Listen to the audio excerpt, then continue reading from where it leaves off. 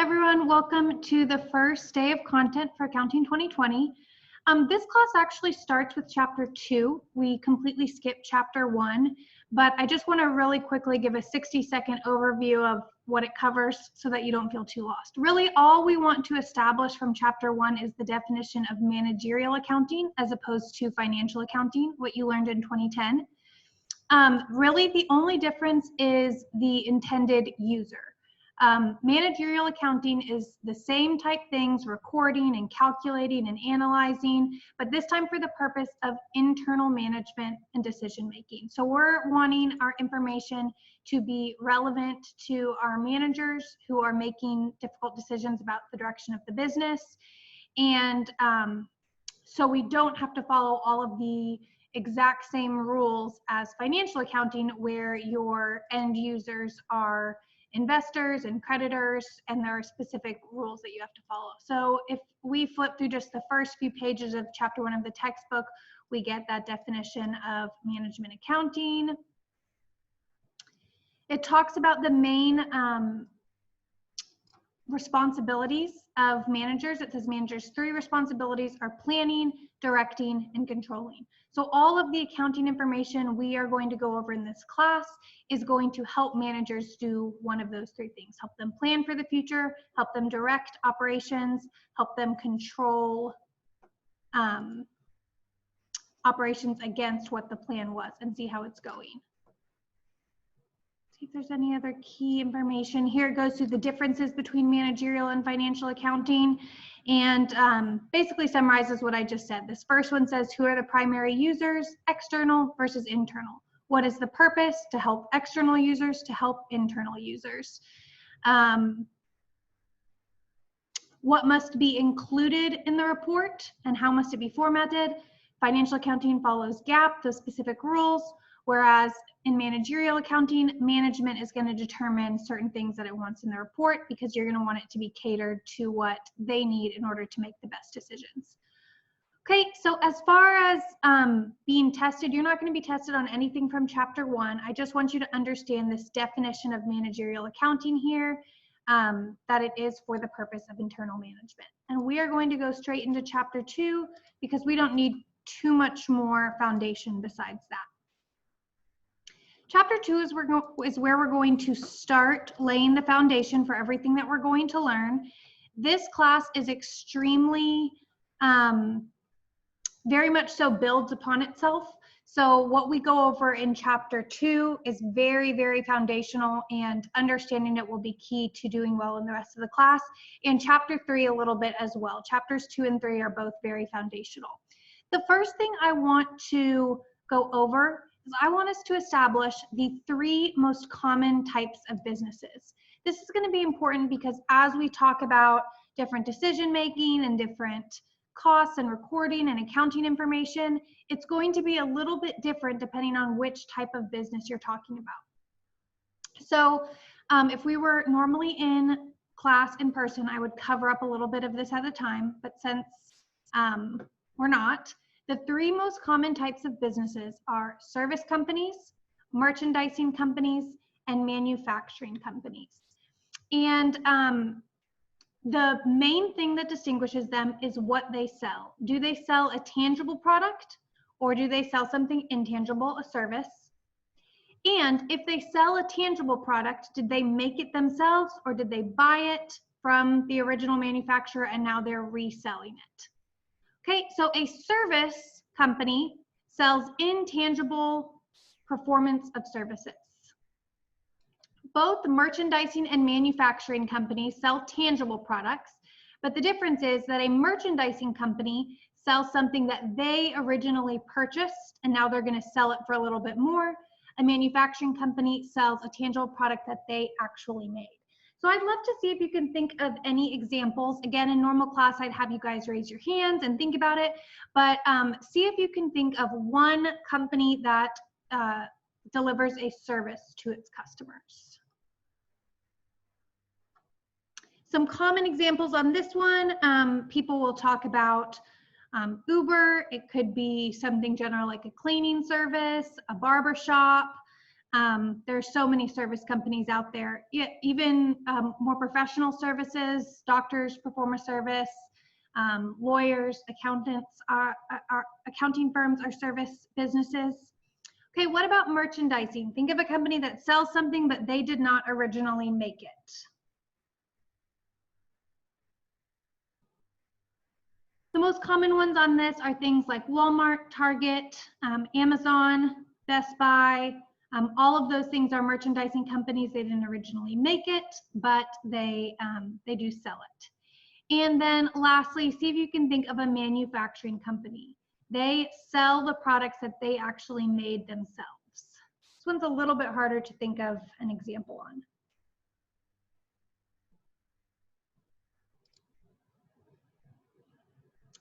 On this one, the most common examples that we think of are going to be car companies. So Toyota, Ford, they manufacture and sell their vehicles. Or electronics companies like Apple is going to make their own iPhones and then sell them. So got some examples.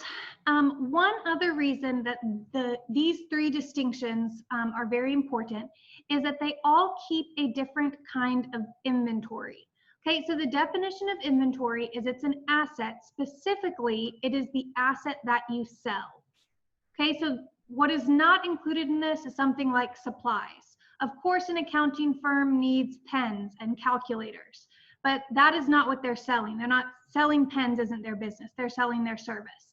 So inventory is the tangible product that you sell. So what kind of inventory does a service company have?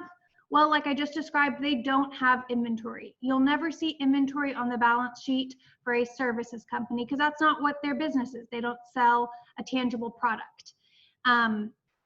Merchandising will definitely have inventory because they do sell a tangible product. And they're going to have one single kind of inventory, and it's just going to be literally called inventory. The reason that it is so simple is because they bought that inventory already put together, already made, already perfect. So there only needs to be one category. This is our finished product, our purchased inventory that we're going to resell. Manufacturing companies have three kinds of inventory. That makes things a little bit more complicated as we keep track of costs. The reason that manufacturing has three different types of inventory is because they want to keep track of their inventory as they make it. So the first thing is they spend money on a bunch of tires that come in. Those tires are not their finished product yet. It's not their tires that they're selling if this is Toyota, but they did spend money that needs to go towards the cost of a car. Those raw materials are a form of inventory that they're holding to manufacture a car.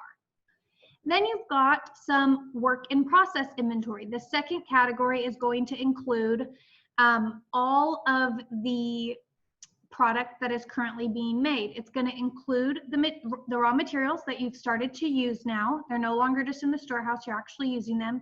And it's also going to include all of the cost of labor that's going into the process, the cost of what we call overhead, so the electricity in the factory and the depreciation on the building and the property taxes that have to be paid. All of those things are going into the cost of creating this inventory. Finally, once you've finished a product, you put it in an inventory account called finished goods.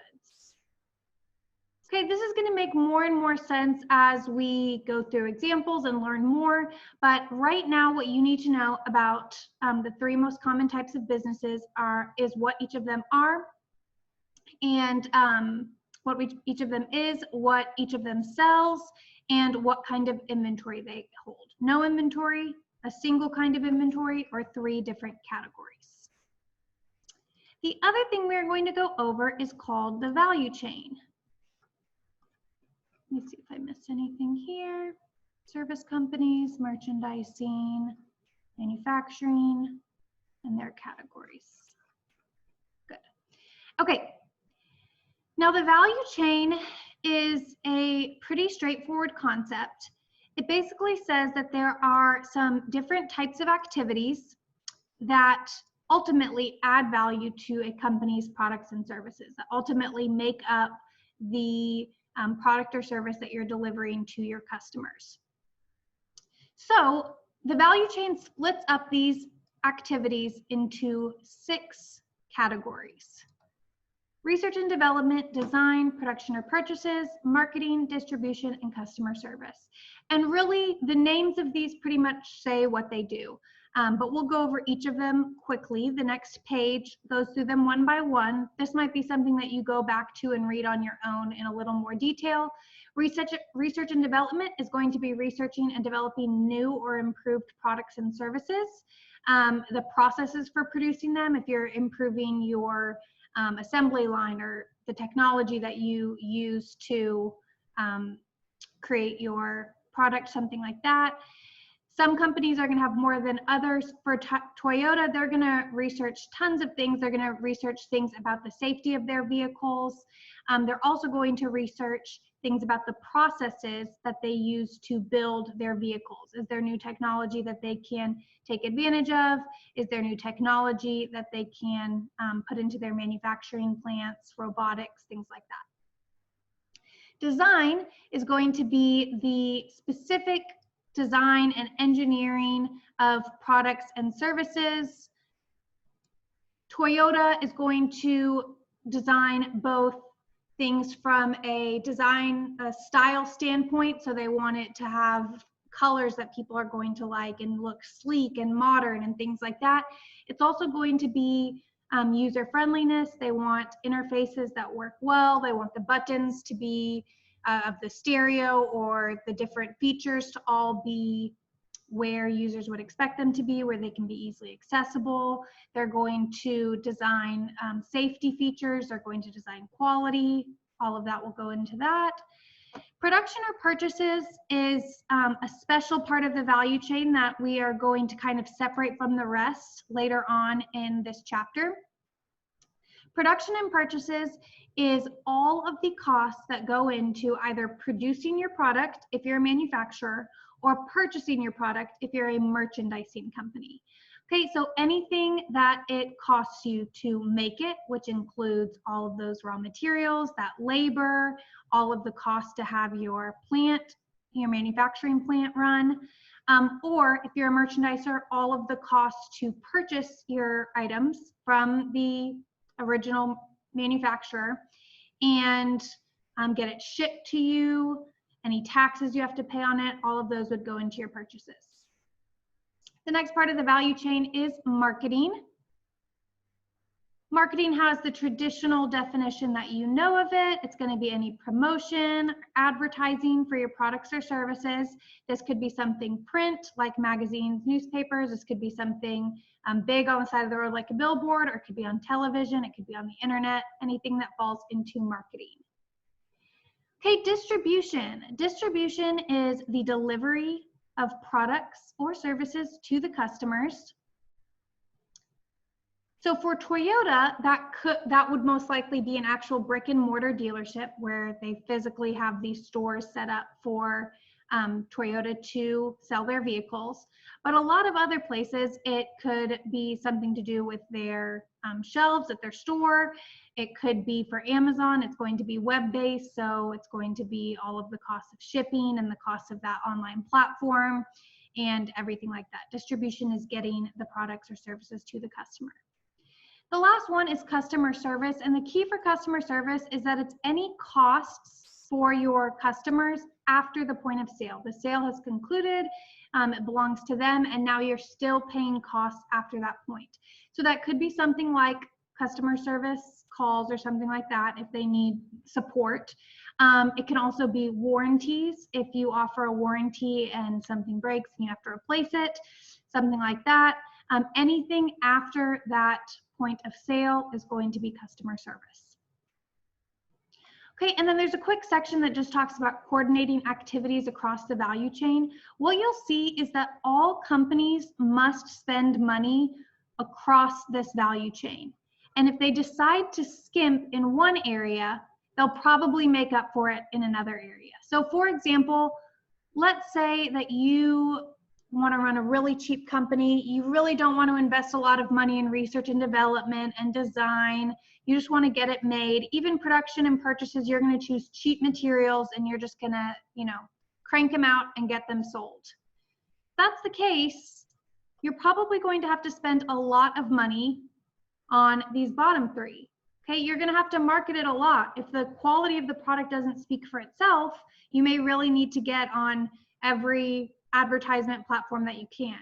You also may have to pay a lot on the customer service activity from the value chain. If you're going to have to be replacing warranties and you made all this cheap product, then you're probably going to have to do that a lot, and you're going to have a lot of costs there. On the flip side, let's say that you do really want to invest in the front end. You really put a lot of money and effort into researching and developing the best possible product. You design it with quality in mind, with lean manufacturing and great processes and systems. You produce it very well. You have quality control as part of your process, and you use solid raw materials and things like that.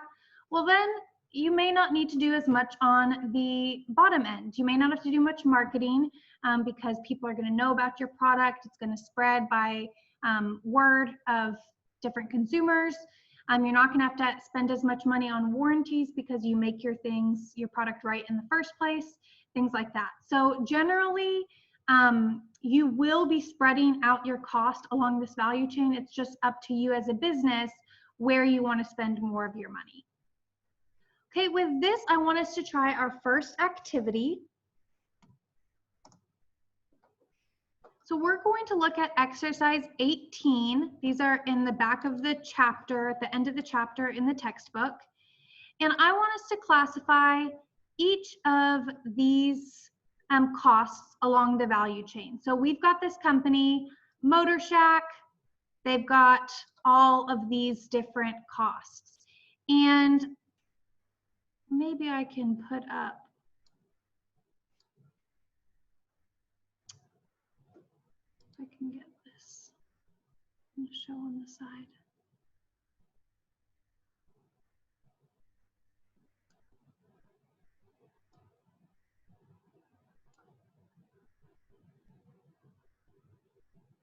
Okay, so we can kind of see our options here.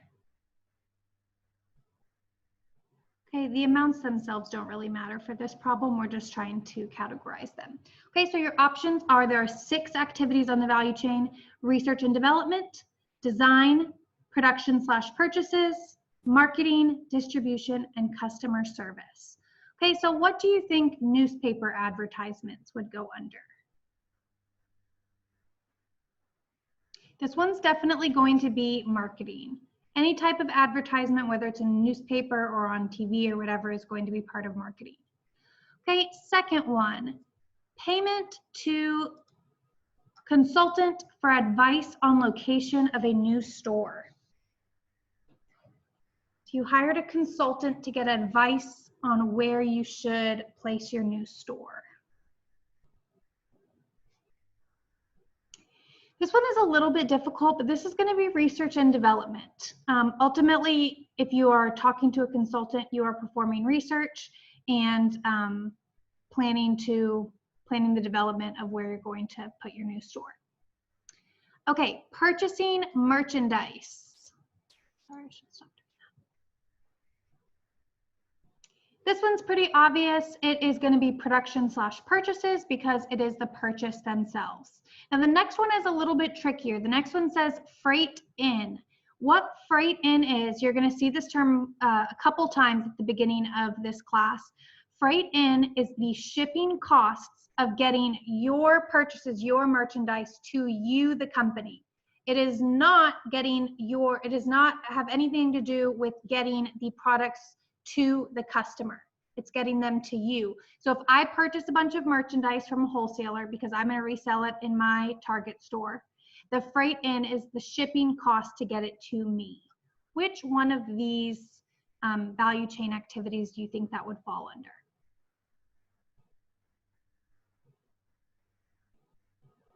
This one is also going to fall under production/purchases.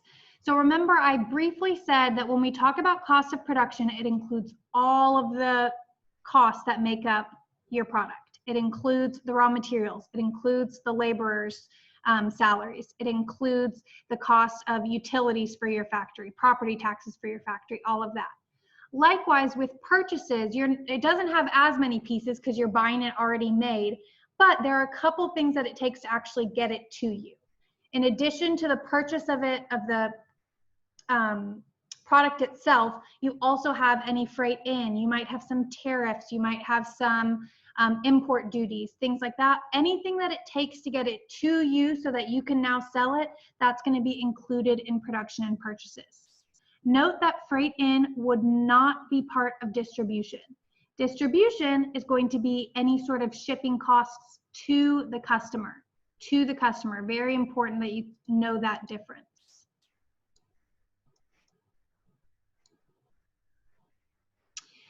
Next one, salespeople's salaries. So you have people going around helping sell the products. What would that go under?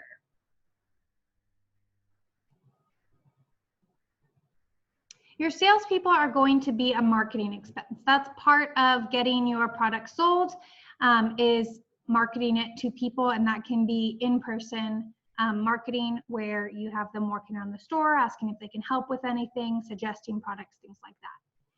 Okay, the next one is tricky. It says depreciation expense on delivery trucks. We will get more into depreciation later, but in short, when you have depreciation expense, what decides what part of the value chain it is in is what the depreciation is on. So it's not like depreciation will always be one of these six. It's what is the depreciation on? Well, it's on delivery trucks, meaning trucks that deliver our product to our customers. So that is going to be the key as far as which part of the value chain it's on. Delivery trucks deliver our product to our customers, meaning that's part of the distribution part of the value chain. Any expense that we have on those delivery trucks, whether it's depreciation, whether it's the fuel for it, anything like that would all go into depreciation. So depreciation isn't the key here. The delivery trucks is what helps us know it's part of distribution. And then because depreciation expense is the example they put here, yes, that would be part of distribution. Okay, next one, research on whether a store should sell satellite radio service. This one's pretty straightforward. It is research and development. Says the word there, so that's pretty easy. Next one, customer complaint department. Okay, receiving complaints. You have to have somebody pay them to be on the phone to listen to complaints. That's going to be part of customer service. If somebody's complaining, we're assuming they've bought the product and are unsatisfied.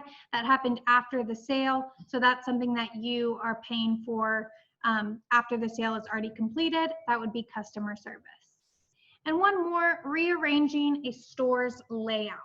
Rearranging a store's layout. What do you think of that one? This one is going to be design. So the way that stores are laid out is not random. It actually takes a lot of time and effort to design. The pathway that they think customers are going to take as they walk through, they want to make sure that they walk by certain items that might catch their eye, things like that. That all is a cost of designing. This is for a brick and mortar store if it's saying rearranging store layout, but even if it was online, there's going to be design, web design, and how the user interface looks and things like that. So that is going to fall under design. Okay, so if there were a couple of these that you didn't totally nail on your first try, that's totally fine. Part of learning the different activities of the value chain, starting to understand them and distinguish among them, is just practicing. So there are more examples you can do like this, and I suggest that you do, and make sure that you feel confident kind of splitting these up. There will be an exam question or two that gives you an example, and you're gonna have to know which part of the value chain it goes under.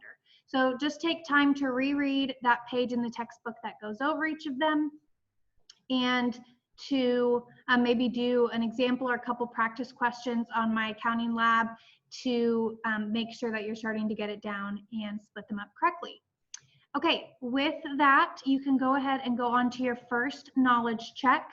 The knowledge check is going to be that short quiz. You don't have many attempts at it, so definitely feel free to open up your notes in a different tab or something like that so that you can refer back to them if you aren't completely sure. Okay, That's it for this video.